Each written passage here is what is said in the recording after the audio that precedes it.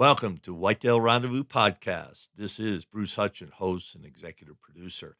Each week you will hear tips, techniques, strategies, and personal stories from some of the best and funniest whitetail hunters in North America. Hope you enjoyed today's episode. If you do, tell a friend on social media. If not, tell me and I'll make it better. Thanks for listening, folks. This is Whitetail Rendezvous Podcast, episode number 425. Hey, folks, coming up is Branden Labrum with Scout to Hunt. What is Scout to Hunt? Well, it's a unique app that's going to be available, and it's up and running right now, but it's going to be available soon as a mobile app, and it's available right now to your PC. And what does it do? Well, when you become a member of Scout to Hunt, it'll tell you the type of game, the quality of game in Unit 501. Just pick a big game management unit someplace in the West. They're covering in a lot of states in the West, and they put people literally on the ground. Yes, they get people setting trail cameras. So if you're hunting elk in 501, then you're going to see what kind of elk are coming into that water hole, coming into that field, that park. And with that, you're going to gain confidence. It's going to save you time. Branden Labrum and his crew have developed a great app called Scout to Hunt. Listen up. I think you're going to find it informative.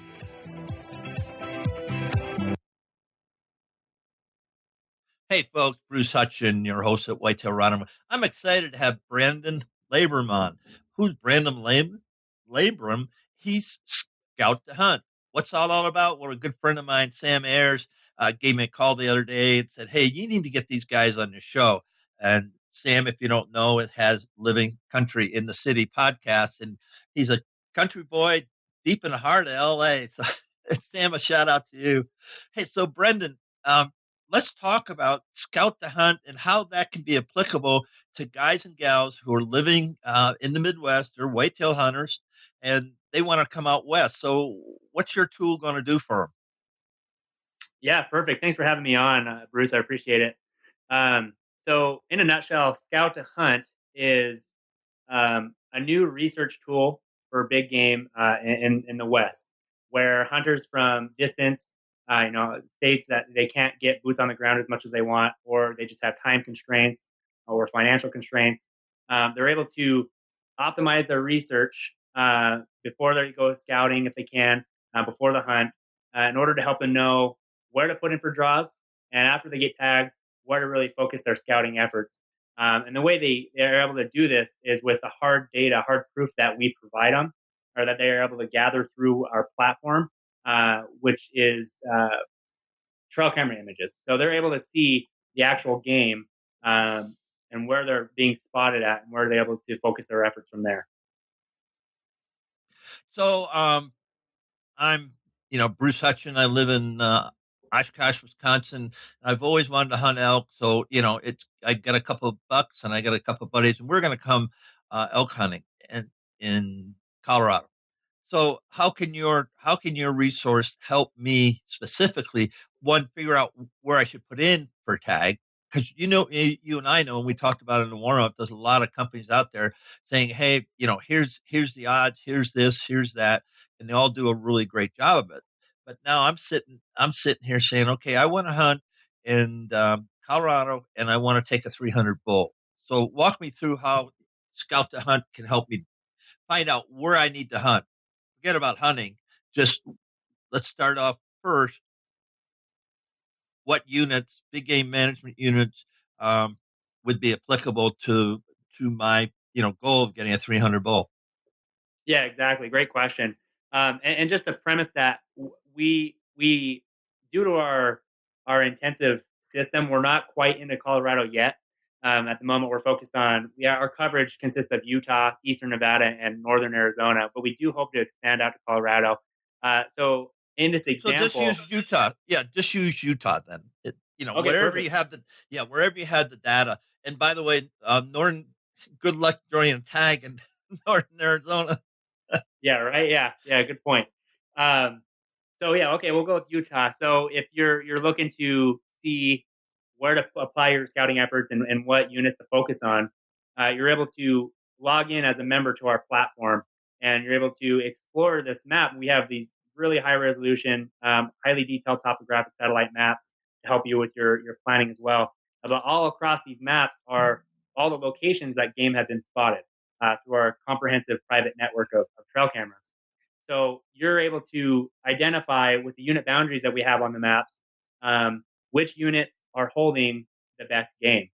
So if you're looking to see where you should put in for, you can go ahead and spend your time researching and finding, going through these locations and these images and seeing for yourself. Right? It's not just numbers. It's not hearsay. It's actual hard proof, hard data that you're seeing for yourself that that game is actually in that unit. That unit's holding that particular type of game. So if you're looking for that, that 300, and you're searching through these units and you find a few images of game that are meeting your criteria, then you'll know which units to focus on from there and narrow your search. So you're using your limited time very efficiently. Okay, if I understand, you're going to show me high resolution pictures of a 300 bull on the ground. Right. If that unit is holding a 300 bull and you see that picture of it, then you know that bull is in that unit and in that area. Now, so who does that? Are we using trail cameras? Do you have guys spending weekends, or how do you Yeah, collect that yeah. hard data? 100%. So it's a full time. So we have the backbone of Scout to Hunt is our field team experts, and they have decades and decades of experience of guiding and hunting behind them. They're the ones who are out running every day, so 24/7 practically, um, placing these trail cameras, rotating the trail cameras, uh, and rotating them according to optimal game locations, optimal environments. If an area isn't holding any game or isn't nothing's popping up, they'll move them accordingly. But they're the ones who are out there placing the cameras and then retrieving the data and sorting them as well. And then just give you an idea of how much work, how much volume that they're dealing with based on our expansive coverage. They're sorting through about 50,000 images per day on average. Oh my Um, goodness! yeah, it's a ton. I mean, just to kind of give you a perspective of how much coverage, how many locations there are out there. Um, they're sorting through that many images, which kind of narrows down to about 3,000, around 3,000 plus images, the quality images, I should say, informative images that get uploaded to the platform that you would be able to see when you log in as a member. Wow, that's interesting. I mean, that's a heck of a lot of work. And listeners, everybody's running trail cameras on their farms, um, public or private ground that they get access to, and you get 100 images. That's a lot to scroll through. It takes a while. I can't conceive 3,000 high quality images of you know uh, you know uh, right now the bulls would be in velvet, and of course the cows and the calves, and you want to see a balanced herd, just like in whitetail land. You don't want to see all does and fawns. You want to see some bucks thrown in there. And Right. can you give the buck to doe ratio, or buck to cow, bull to cow ratio off your stuff, off your data? That's a really good question. I don't have those numbers on me, um, but they do focus. So they are focused on the bulls and the bucks. Obviously, out here it's mule deer, and then the bulls for the elk. They do have a very balanced ratio from what I've seen when I go into the platform and check out some of the locations. But I don't have an actual exact number on that ratio. So that's a good question. Yeah, because that's one thing you do want to do. 22, 100, probably throughout Colorado, and some of the places that have a lot of private land, it can be higher than that. I know a couple of areas. I mean, there's as many bulls as there is cows, and they're all broken up. I mean, there's a couple of units in Colorado, they're just busted, and they're busted because they're frustrated. A bunch of Right. frustrated guys, and they're fighting all the time. Because they just can't. There isn't the competition is fierce for that doe and estrus, or cow and estrus. That's for sure. So Yeah. let's take a little journey, and folks, we're gonna have Brenden walk through his website at Scout to Hunt. Go ahead, Brenden, hit it. Perfect. Let me pull that up for you here.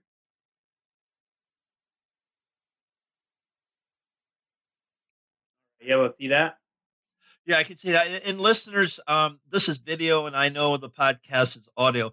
I'm going to have this when the show is posted. The link to this uh, video or this part of the show will be embedded in the show notes, so you will be able to see this. And as Brendan talks through it, you got the mic.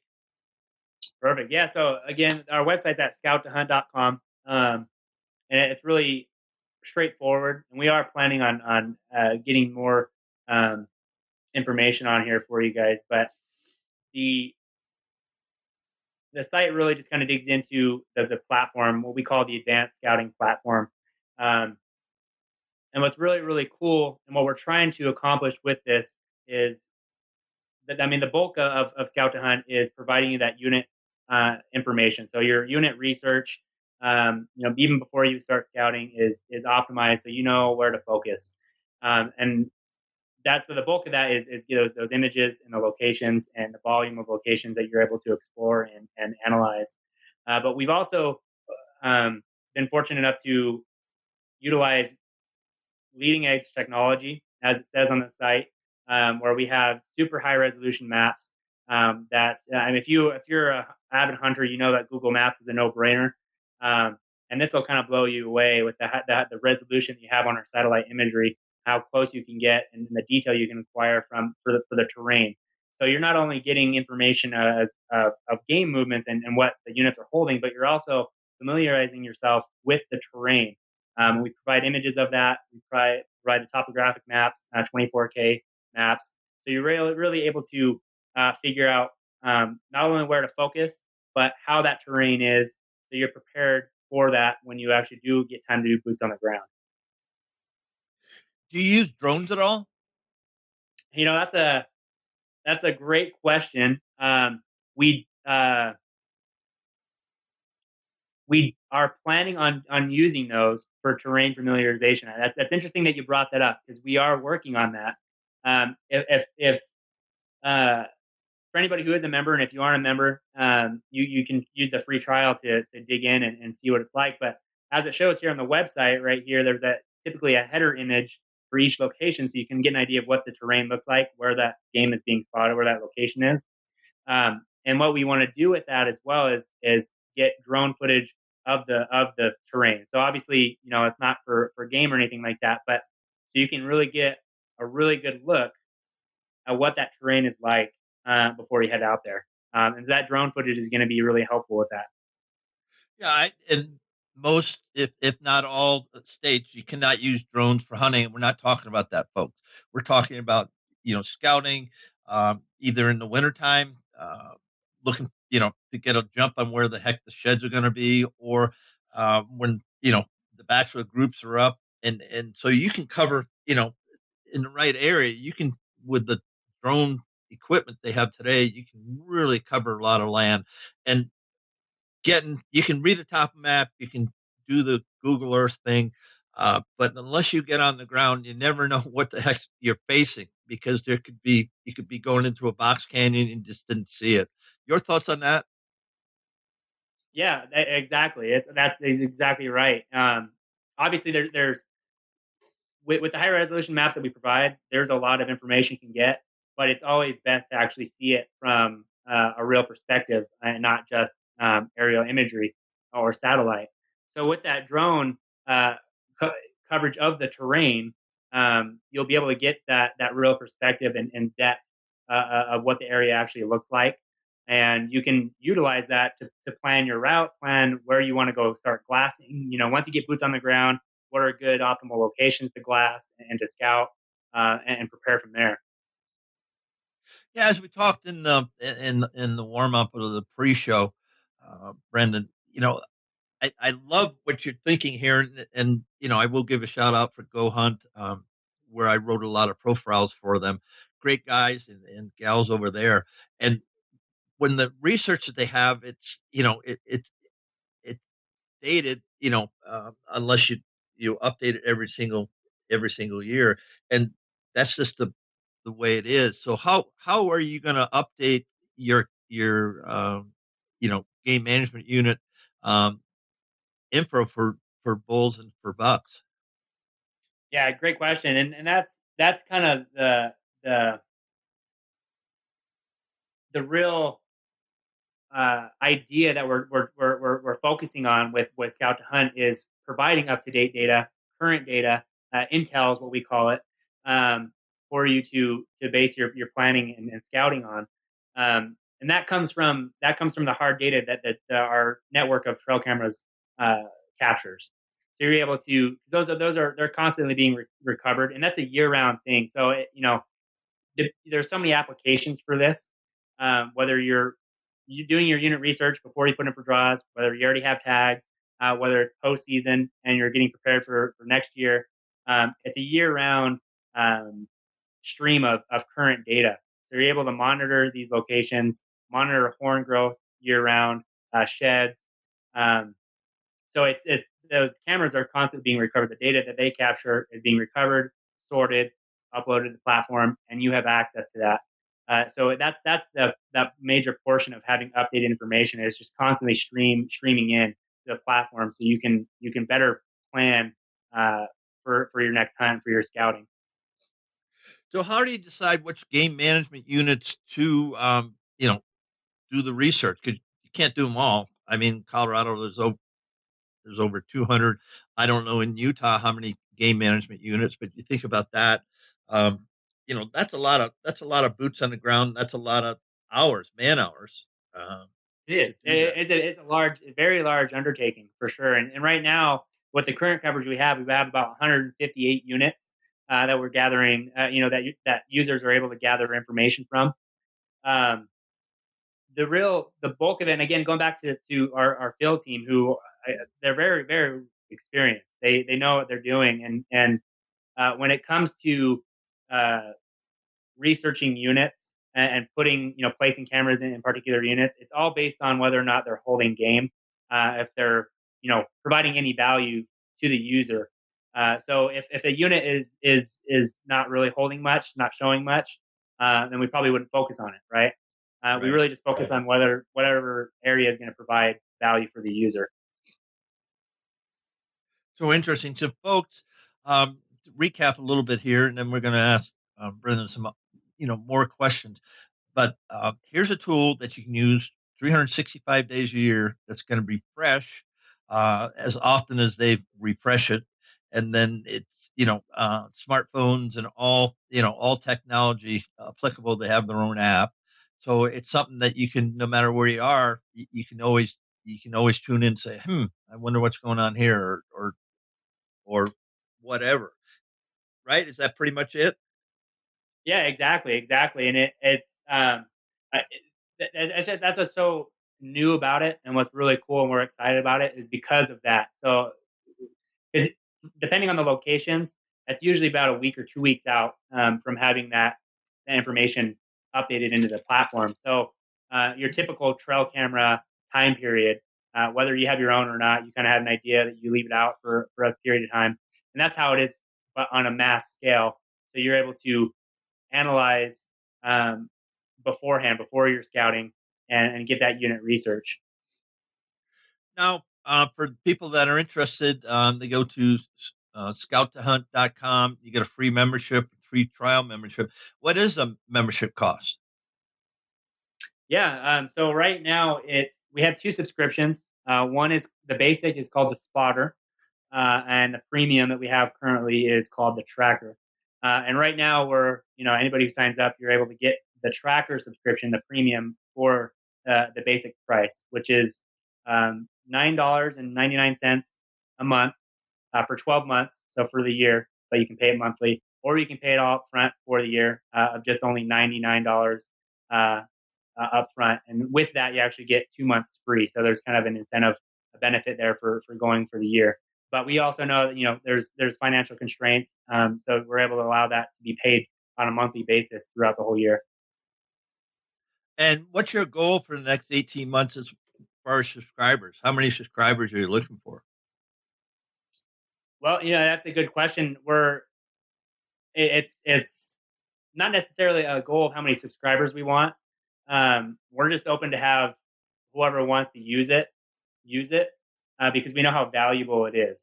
Um, So it's not really based on the quantity that we want, or a certain amount that we want.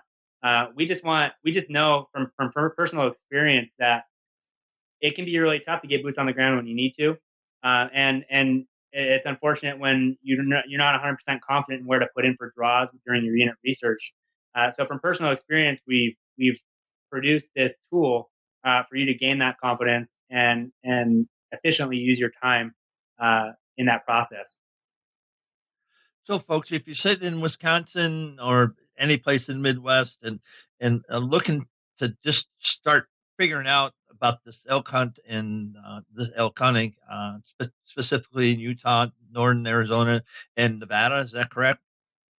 Yep, exactly. Utah, Eastern Nevada, and Northern Arizona are what we're currently at, and we're in the process of expanding as well.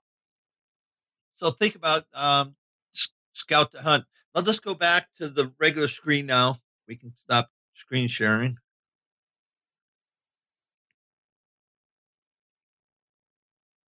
There you go. So let's talk about your hunting. You know, Branden's hunting and how you get into this. This whole business. Yeah, that's a good question, Bruce. And that might be this might be a shock to you, as I'm not actually. And this is the reason why I'm out on the field team is I don't really have a whole lot of experience hunting on my own. Um, I'm more of just a general outdoors guy. I love backpacking. I'm from Idaho. I don't know if I stated that earlier. So it's just kind of in my blood. But the hunting experience actually comes from the partners in the company.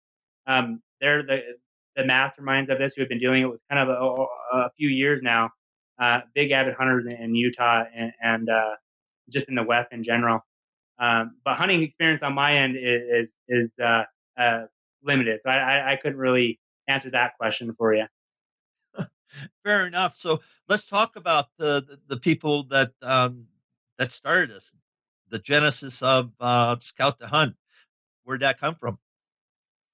Yeah, I mean, it really spawned from that the situation kind of that we've identified, where one of the owners, he's based out of Utah, and he had an elk hunt in I don't want to mix it up. It was either Arizona or New Mexico, one of those, and he wanted to gain that confidence. When we actually went to the hunt, he hadn't gotten enough information that he would want to be fully confident that he was going in the right areas.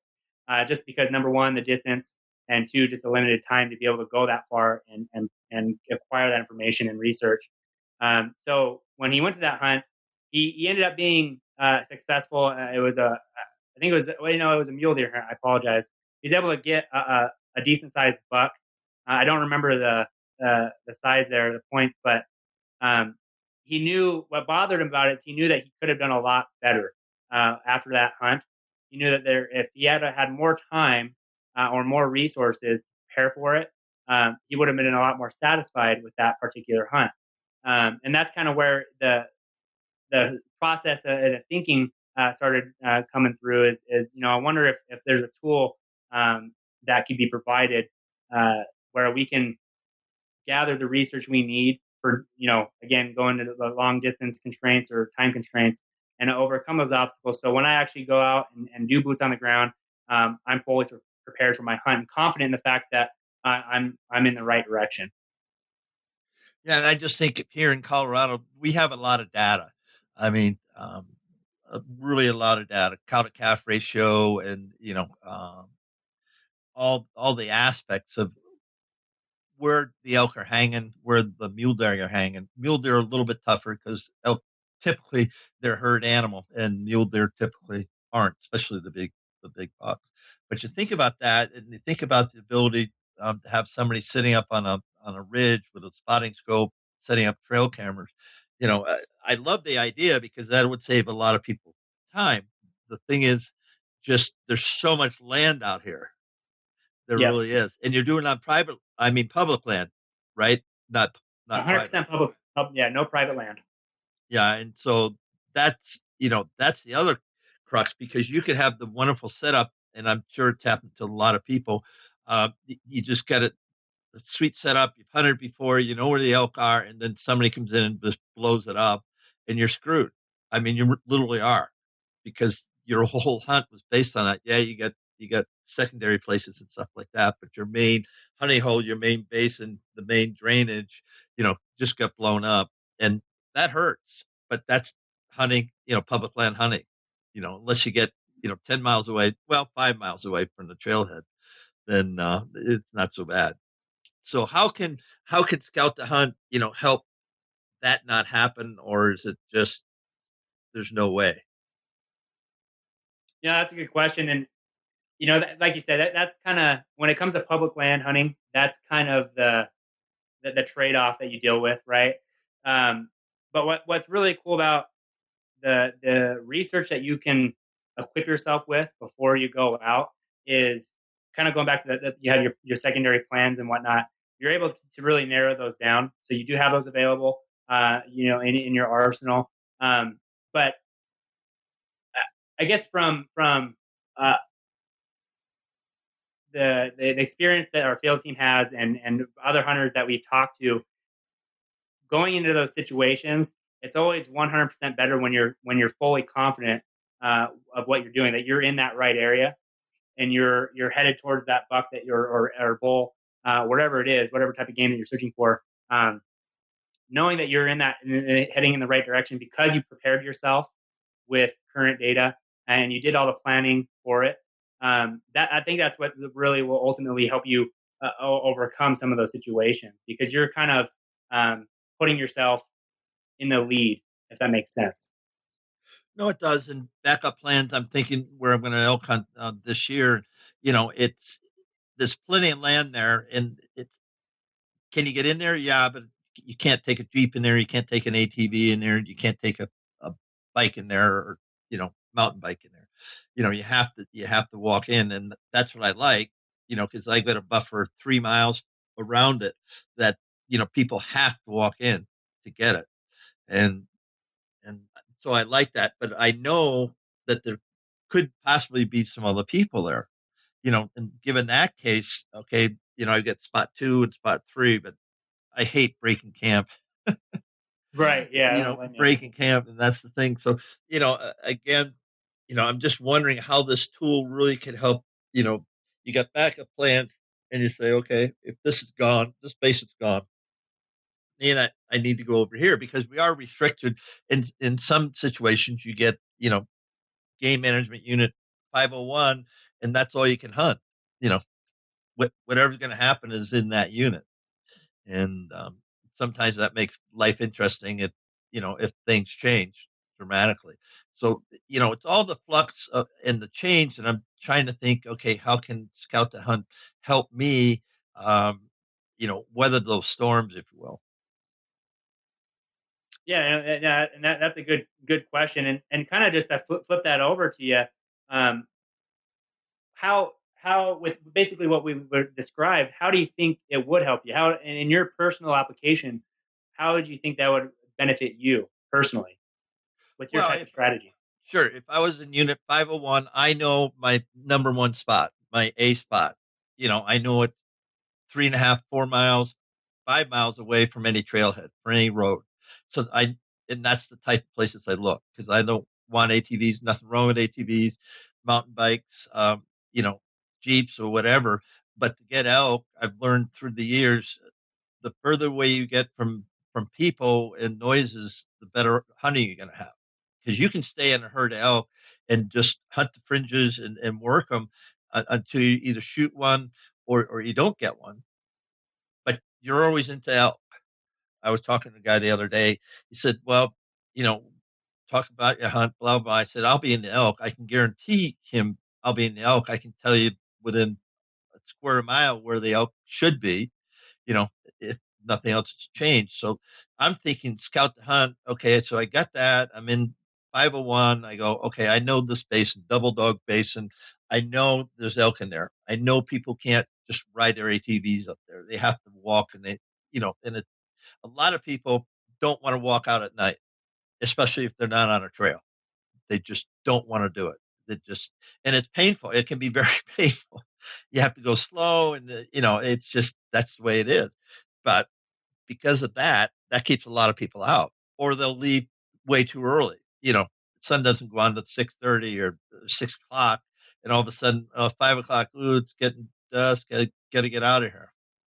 Fine, leave, and you'll never mix up the elk. I mean, you won't put a lot of pressure on them that way. So thinking about scout to hunt, answering questions, I see it as okay. I got double dog basin, and then I'm going to go 5, maybe 10 miles away to triple T Creek, and then if they're not in there, then I might get one more thing place, Box Canyon.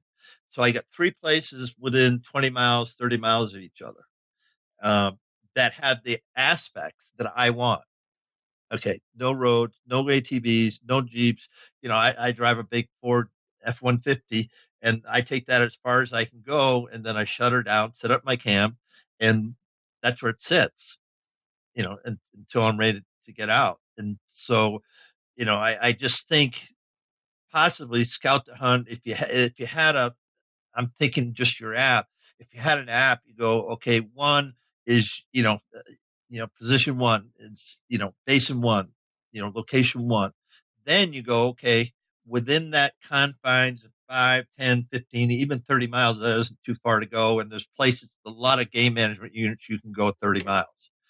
And then, but you set up the criteria that you type in, okay, I want to be, 3 to 5 miles from any trailhead, from any, road access. Then I need terrain that I can manage, because some of the, especially Colorado, some of the stuff I've sheep hunted and stuff like that. It'll kick your butt. I mean, it can kill you too. That's the other part. Yeah. And so, elk hunting isn't like sheep hunting. And so you want to be able to, one, if you get an elk or when you get your elk, how the heck you get them out? You break them down into parts.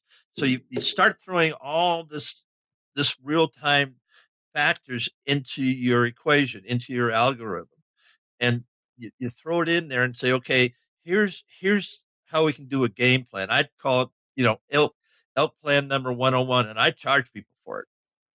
Not myself. I'm speaking rhetorically here, but with Scout to Hunt, I would build game plans for them because you got boots on the ground. You got smart people. They know their places as well as I know my places. And so when you think about that, you could build an algorithm, takes all the data, throws it in. You just answer 10 questions, then you get a hunt plan. And and that's my 2 cents. Sitting here, with my you know breadth of knowledge. Yeah, no, and that's an interesting point. And I guess to clarify, Bruce, because that what you talked about is kind of um, it's a little different than what we have and what Scout to Hunt is used for. How hunters can apply that. But that was a really interesting idea. That maybe some features that could be included down the road. But as you were talking though, because I mean, I guess going just kind of step back for a little bit, but um, the main thing with Scout to Hunt is it helps you prepare for that planning, right? Because part of the best thing of hunting is really doing the planning and figuring that out and going through the hard work to make that happen. That's where the satisfaction comes from. But sometimes we just need a little more data to get those plans in place. And that's kind of where Scout to Hunt comes in as a tool to provide that hard data so you can become or so you can start establishing a game plan from there uh, and helping you plan for boots on the ground. But you did highlight a point there where you have your preferred locations, kind of how you're saying that you typically want to look for, and we all know that. And as we had talked about before the show, um, things change. They can always change. A year later, it could be a whole different situation, different environment, and so you might have your preferred locations, but without having solid hard data, you might not be going into a situation that you'll recognize because the environment has changed. And that's where Scout to Hunt can be a aid as you're monitoring some of these units throughout the year. You're able to keep track of the weather and the trends. You're able to keep track of again horn growth and other things So you can keep an eye on those preferred locations and determine whether or not you want to go to another unit that might be holding better game from what you're analyzing, or continue to go to the unit that you've or area that you've relied on, because it's still showing some positive information.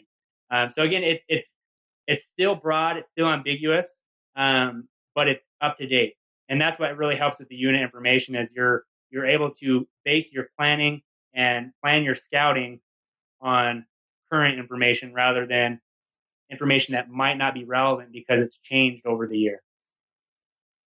No, I like your synopsis, and thanks for taking notes. I must have said something worthwhile. But folks, the elk season's coming up really quick here in Colorado, and I welcome any of you guys and gals, hunt the West, Montana, Wyoming, Nevada. Nevada's tough to get into. As far as I know, I've never hunted in Nevada. Utah is a great state. There's some great bulls, and in northern Arizona, there's some huge bulls. And my last name is Hutchinson, and there's a place in northern Arizona called Hutch Mountain. So that's a great place, but it's tough to draw tags, and that's the other thing. And I kind of want to wrap up with this. If you want to hunt a premier or a premium area, you got to apply. And I know Garth Carter used to talk about that at Hunt and Foo. Apply, apply, apply. Because if you don't apply, I can guarantee you 100% you will never draw. But if you apply, then you have the opportunity. Because I know everybody out there loves to hunt whitetails, but if you have a bull 20 yards from you screaming his head off, and it's just the perfect setting in the Rockies. There's nothing like it. And I wish that all my friends out here in whitetail rendezvous land could experience that. It's just thrill of a lifetime, and you can have bulls within 20 yards and you can't shoot them because of the cover and the terrain and a gazillion different reasons. You can't shoot them, but it's still fun. From my standpoint, just to be up close and personal with a herd of elk and have them screaming and chirping and mewing, there's nothing like it. Your thoughts? Right. Yeah, no, and I'm glad you kind of referenced your audience. Again, this is mainly focused on whitetails and everything, and scout to hunt might be your step towards getting into big uh, western hunting. Um, Obviously, there's those barriers of distance, time, and the finances that go into preparing for a hunt that's 2-3 states away. With Scout to Hunt, you'll be able to overcome that barrier, at least to a point where you know where to focus on and where to apply your limited resources. So you're headed in the right direction from the beginning, and you have that confidence. Again, that hard proof, that data that you can see and that you know for sure. So you know that you really are headed in the right direction, and that might be a big help for those who do plan to go in the West and just haven't had the chance to because they don't have that confidence. Scout to Hunt will definitely help you gain that. Well, folks, that's going to be a wrap. So this is Bruce Hutchin, the host and executive producer, thanking Brenden Labrum from Scout to Hunt for being our guest on the show and sharing some interesting tips and tools and techniques that you can use technology to get yourself on the ground with their application. Brenden, thanks so much, man. Thank you, Bruce. I appreciate it.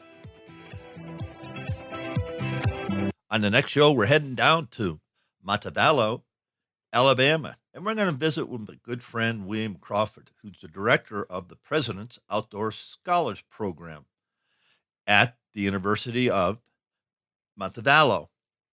Having said that, William has crafted an unbelievable outdoor curriculum for kids who just love the outdoors but can't seem to put it together in college, can't find the right curriculum. So Montevallo is a liberal arts school.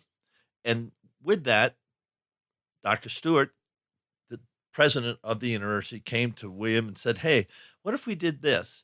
And they're starting a curriculum that's unique throughout the country about the outdoors, everything about the outdoors, anything you're thinking, gee, I wish I had known that when I was going to college or sooner. They're teaching the kids about habitat, about food plots, about marketing, about the outdoor industry. All these things rolled up into one President's Outdoor Scholars Program. Sure, you're going to love Thanks the for show. joining us. Be sure to tune in tomorrow for another episode of Whitetail Rendezvous, where you can listen and learn from the experts so you can be more successful on your next hunt. Until next time, listen, learn, and succeed.